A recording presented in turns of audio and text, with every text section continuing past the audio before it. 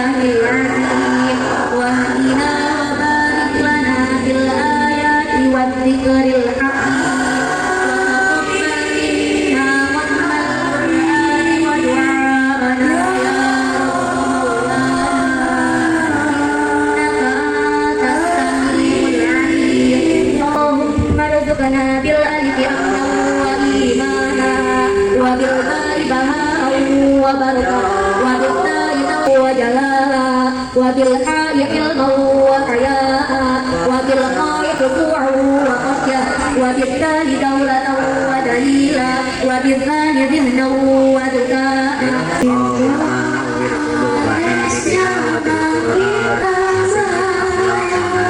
القرآن وحسن أعمالنا وبين وجوهنا ببركة القرآن ونور أخلاقنا بالقرآن ونجنا من النار بكرامة القرآن وأدخلنا الجنة بشفاعة القرآن اللهم اجعل القرآن لنا في الدنيا قرينا وفي القبر مونسا وفي القيامة شافعا وعلى الصراط نورا وفي الجنة رفيقا ومن النار سترا وحجابا اللهم ارحمنا بالقرآن واجعله لنا إماما ونورا وهدى ورحمة اللهم ذكرنا منه ما نسينا وعلمنا منه ما جهلنا وارزقنا تلاوته آناء الليل ونجنا من النار بحرمة القرآن ويسر علينا أمورنا أمور الدنيا والآخرة بالقرآن الكريم وحسن مقاصدنا وقضي جميع حاجاتنا واشفي جميع أسقامنا بحرمة القرآن وتعالى ببركة كلامك Ya, mau baca makanan aja. Ya, coba ngobrol. Ya. Ngomong di rumah kan. Coba dikirim dulu. Bapak-bapak, ibu-ibu sekalian yang saya hormati, bahwasanya Imam Asim ini termasuk salah satu qurra yang muktabar yang ada pada qiraah sab'ah. Imam Asim termasuk Imam Kufah, termasuk tabi'in. Beliau mengaji Al-Quran kepada dua guru, yang pertama kepada Imam Hubab As-Sulami, yang kedua kepada Imam Zir Al-Hubayshi yang melalui jalur Abdullah bin Mas'ud. Sedangkan yang pertama yaitu melalui jalur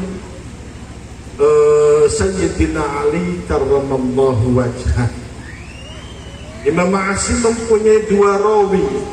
Yang pertama adalah Imam Hafs bin Sulaiman, yang kedua adalah Imam Abu Bakar atau yang maksud dengan Syu'bah bin Ayyash. Kedua murid ini sama-sama masyhur, sama-sama terkenal. Namun di antara dua murid itu Imam Hafs lah yang paling akrab di qiraati Imam Asim, yang paling banyak kesamaannya dengan Imam Asim, karena setelah diteliti bahwasanya bacaannya Imam Hafs ini hanya satu huruf saja perbedaannya dengan Imam Asim, yaitu adalah Imam Hafs membaca Allahul ladzi khalaqahu min du'fan, sedangkan Imam Asim membacanya du'fan. Beda, dot dibaca dhamma Imam Hafs, dan Imam Asim dot dibaca fathah. Sedangkan Imam Syu'bah bin Ayyash ini setelah diperhatikan ternyata ada 500 perbedaan bacaannya dengan Imam Asim. Imam Hafs pernah bertanya kepada Imam Asim, kenapa Imam Syu'bah bin Ayyash kok berbeda bacaannya dengan saya? Lalu Imam Asim mengatakan, aqra'tu ala ma aqra'ani bin Muslim Sulaiman al-Khubaybi an Ali ibn Abi Thalib, wa aqra'tuhu ala ma aqra'ani Zid ibn Hubaysh an Abdullah bin Mas'ud. Memang ketika Imam Asim mengajarkan kepada kedua muridnya ini melalui jalur yang berbeda. Dan tadi bapak-bapak, ibu sekalian yang saya hormati, alhamdulillah telah dilantunkan matayassara minal Qur'anil Karim dengan kaidah-kaidah tajwid Imam Asim yang diriwayatkan oleh Imam Hafs. Bapak-bapak, ibu sekalian, hadirin hadirat yang saya hormati, Qiraat Imam Asim yang diriwayatkan oleh Imam Hafaz ini termasuk qiraat yang sangat masyhur. Kebanyakan mancanegara menggunakan qiraatnya Imam Asim yang melalui riwayat Imam Hafaz, dan riwayatnya itu sangat terkenal di mana-mana.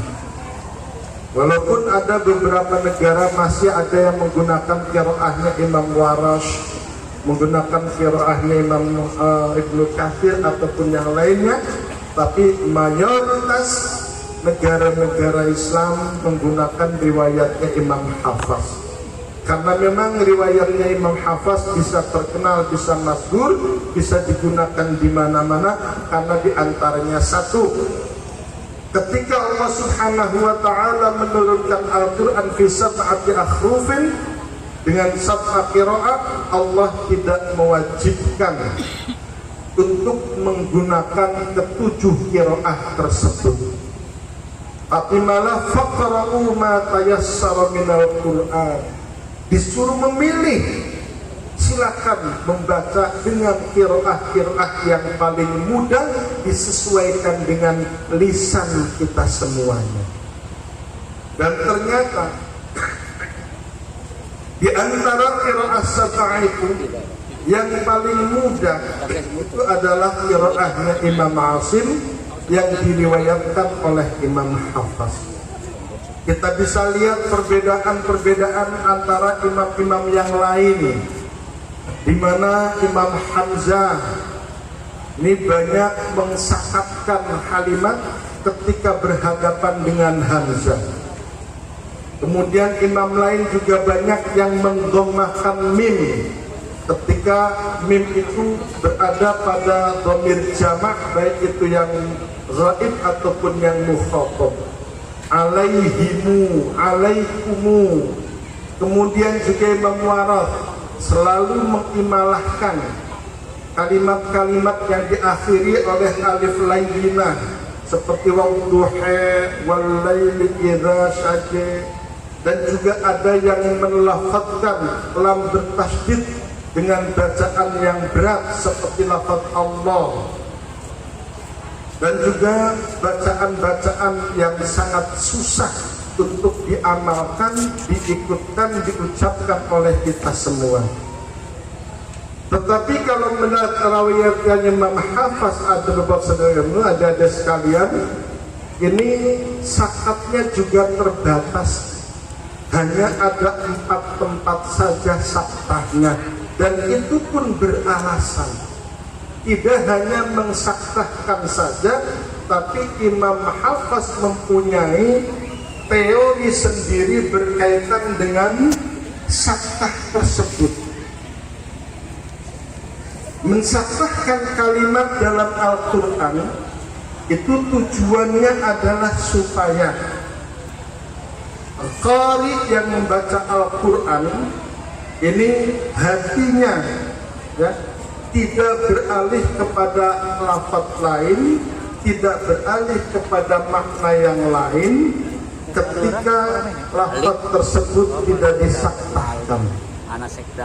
Bapak-bapak ibu sekalian yang saya hormati, seperti yang ada di dalam hadis sudah dibacakan pada Gharaibul Quran pada ayat Bismillahirrahmanirrahim, Alhamdulillahilladzi anzala ala 'abdihi al-kitaba wa lam yaj'al lahu 'iwaja qayyima. Di sini hanya Imam Hafaz yang mensaktahkan lafaz 'iwaja kepada qayyima. Padahal di situ adalah akhir daripada ayat. Ada wakaf di situ. Makanya pada ayat ini ada 2 hukum oleh Imam Hafaz sendiri, bahkan ada 3 bacaan. Yang pertama mengikuti qiraah lain, yaitu dengan mewasalkan iwajan dengan qayyiman dengan dibaca ikhfa. Iwajan qayyiman liyundir ba'san syadidan. Yang kedua yaitu adalah boleh mewakufkan di tanah khusus iwaja, lalu masuk pada ayat berikutnya karena berdasarkan beberapa hadis yang mengatakan bahwasanya Kanjeng Nabi Muhammad sallallahu alaihi wasallam ketika membaca Al-Qur'an setiap ayat itu berhenti. Yang ketiga yaitu apabila mewasalkan iwajan dengan qayyiman ini harus disaktahkan. Ini riwayatnya Imam Hafaz. Lah saktah itu berarti berhenti dengan tanpa nafas bil adiyah la bil ta'ammud. Artinya berhenti nafasnya itu bukan sengaja berhenti, tapi karena betul-betul tidak bernafas secara adian saja, sehingga berhentinya pun tidak boleh lama-lama sebab nanti itu tasyabbuh bil waqaf.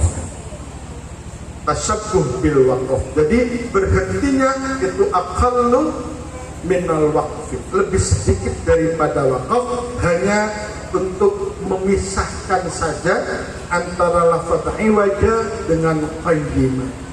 Kenapa Imam Hafaz di sini kok mewaqaf atau mensaktahkan lafaz tersebut? Karena di sini agar supaya para qari tidak salah dalam memahami maknanya. Karena pada hakikatnya qayyiman di situ secara nahwiyah merupakan hal daripada abdan. Ada juga yang mengatakan hal daripada tanzil. Sehingga apabila di situ diwaqafkan, diwasalkan, orang banyak berpikir, oh iwajan qayyiman itu sebagai sifat atau hal daripada iwajah, padahal tidak seperti itu. Maka dari itu ditafsiri dalam Al-Qur'annya, ditusun kembali oleh Imam Hafaz bahwa asal kalimat daripada ayat tersebut alhamdulillahilladzi anzala ala abdihil kitab wa lam yaj'al lahu iwajan qayyima, itu disusun asal kalimatnya adalah alhamdulillahilladzi anzalal kitab ala abdan qayyiman. Nah di sini para sederek, para rawi ingkang kawula hormati, sehingga Imam Hafaz mensaktahkan lafaz tersebut. Yang kedua yaitu pada surat Yasin. Ya, pada surat Yasin ya, di situ juga ada waqaf lagi. Mimmarqadina hadza. Nah di sini hadza mirmarqadina dengan hadza ini disaktahkan. Kenapa? Karena di situ sebetulnya ada dialog antara orang-orang yang baru keluar dari makbarah ketika yaumul ba'thi, kemudian mereka bertanya, lalu dijawab oleh malaikat, ya, hadza ma wa'adanallah, hadza ma wa'adallah. Dan hadza di situ adalah qaulul malaikat. Sehingga di situ kalau sumpah tidak disaktahkan maka akan bermakna mimmarqadina hadza. Padahal hadza itu adalah qaulul malaikat, hadza ma wa'adallah. Sehingga di sini perlu untuk disaktahkan. Yang ketiga yaitu saktah pada kalimat yang menimbulkan makna berbeda. Seperti pada kalabat wana. Kalau sumpah tidak disaktahkan maka akan terjadi idgham bila gunnah karena ada lam bertemu dengan ro. Ketika tidak disaktahkan maka akan menjadi kalabarona. Dan di situ nanti disangka bahwa barona adalah berasal dari kalimat barun yang ditasniahkan. Ahlan wa salam Syekhuna Ahmad Rifqi Khawas Baruddin.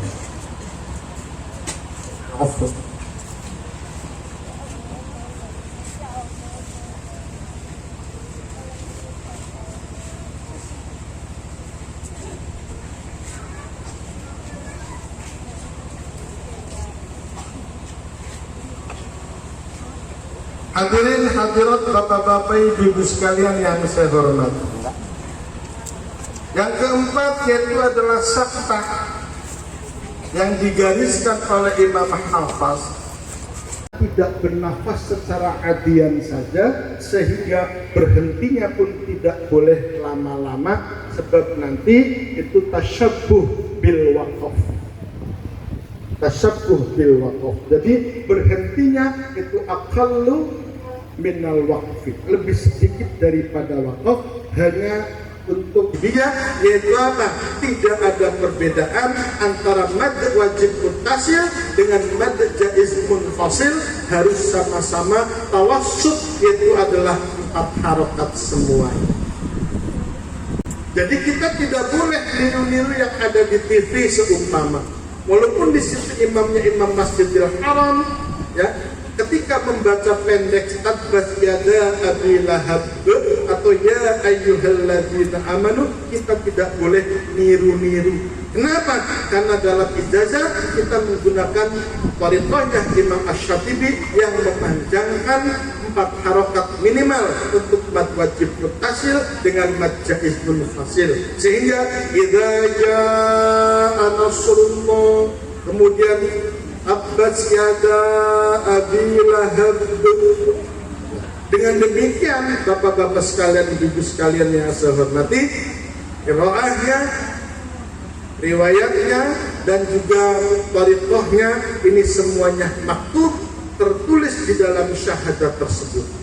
Itu adalah riwayat Imam Asim yang di thariqahnya Imam Asim diriwayatkan oleh Imam Hafaz, dan thariqahnya adalah Imam Asy-Syatibi. Dan di situ juga di dalam qaidahnya Imam Hafaz, maka kita semuanya harus muwazanah. Dalam setiap bacaan harus tawazun. Tawazun baina hukmi tajwid, antara hukum tajwid ini harus tawazun.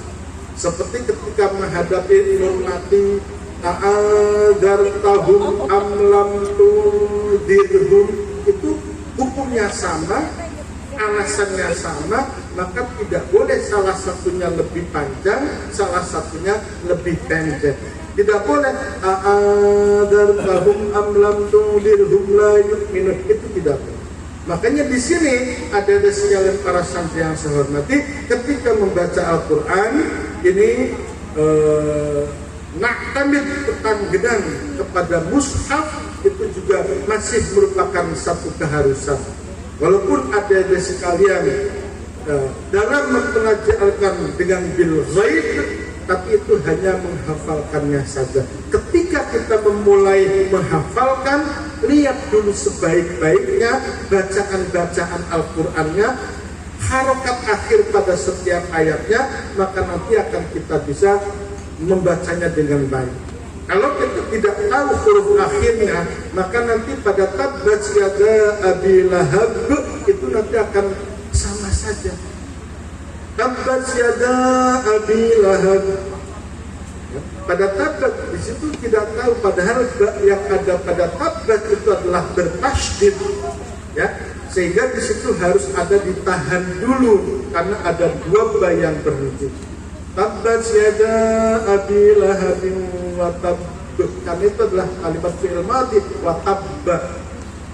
Tapi karena dia tidak tahu huruf akhirnya disamaratakan semua.